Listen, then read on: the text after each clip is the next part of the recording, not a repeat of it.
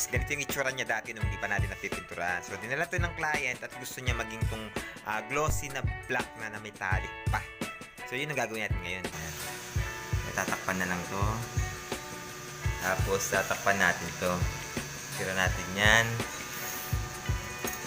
Kailangan tanggalin yung pintura. Kailangan tanggalin natin yung pintura na yan. Malawang, wala siyang primer. Ganito ko lang yan binakpak mga Repa Peeps. Gumamit lang ako ng cutters. Napakadali lang naman matanggal yung kanyang paint na stock niya dahil hindi naman yata ito pinrimer. Pero mas maganda dito kung ginamitan sana natin to ng strip sol. Mas mapapabilis yung trabaho natin.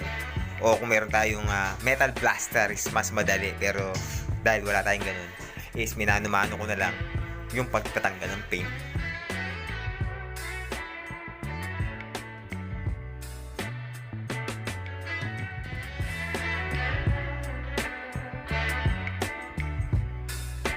Bali, need na lang natin takpan to mga repaps. Bali, ito na yung kanyang itsura after natin itong mabakbakan ng pintura. Pati itong elbow niya is need natin natakpan yan dahil hindi yan pinapapintura ng client natin mga repapips. Pagkatapos start na natin itong i-primer. Bali, ito nga pala yung gagamitin natin primer dito. So, itong primer na to is yung tinatawag na anti-corrosion ng Ansal brand mga repapips. So, bali, ganito yung itsura niyan. So, may kasamang hardener to mga repaps, hindi pwedeng wala. Dahil pagka walang hardener to is hindi ito mag-cure, hindi ito matutuyo agad. Hindi siya matibay pagka ganun.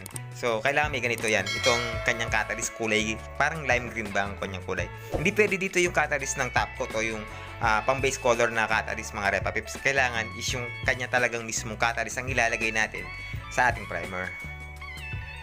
Dahil hindi ko na sinundan yung kanyang ratio dito mga Repa Peeps. Ang ginawa ko na lang ratio is syempre kung paano karami yung binigay na catalyst is ibinuhos ko na lang lahat. Tapos ganoon na rin karami yung nalinagay ko dito para hindi siya ganun kalabnaw mga Repa Peeps para makapal siya agad pagka in-apply natin na i-spray sa ating project.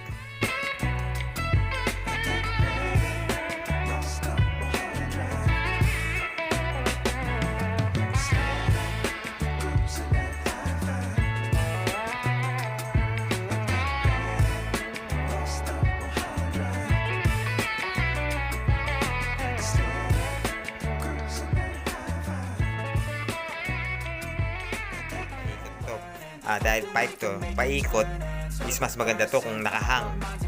Kaya ang ginawa ko dito is binitbit ko na lang mga repaps. Pagkatapos is pinaikot ko unti-unti.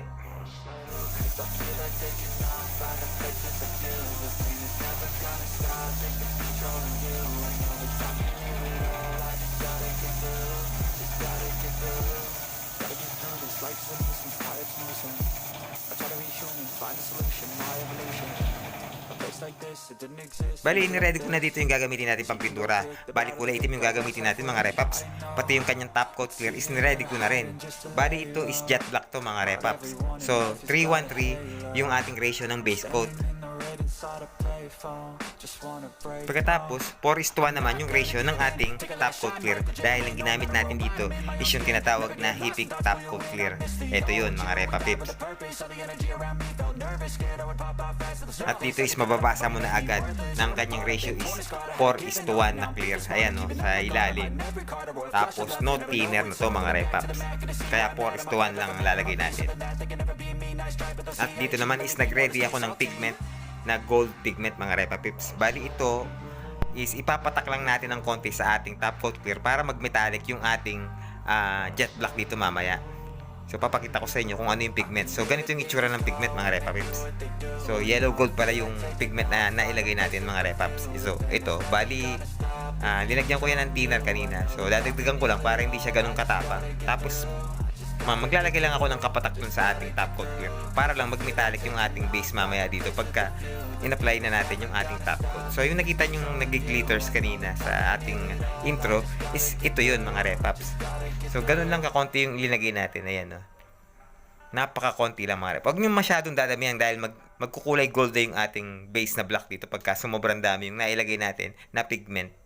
So dapat konti lang. Ayan yung saktong naaaninag lang yung ating metallic dito sa ating top coat clear.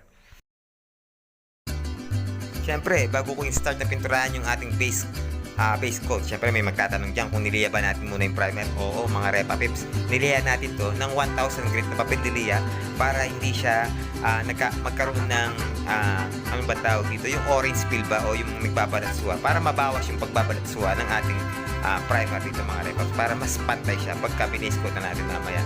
At pati rin yung base coat, mas maganda bago natin i-top coat is liliyahin din natin yun ng 1200 grit na papel niliya naman mga Repa, para pag natapos yung ating project is walang nagbabalansuha. Pero bago nyo liyahan yan mga Repa Pips, make sure na yung ating primer dito is napatuyo nyo na ng 2 oras. Dapat na-cure na siya na maayos mga Repa Pips bago natin to liyahin.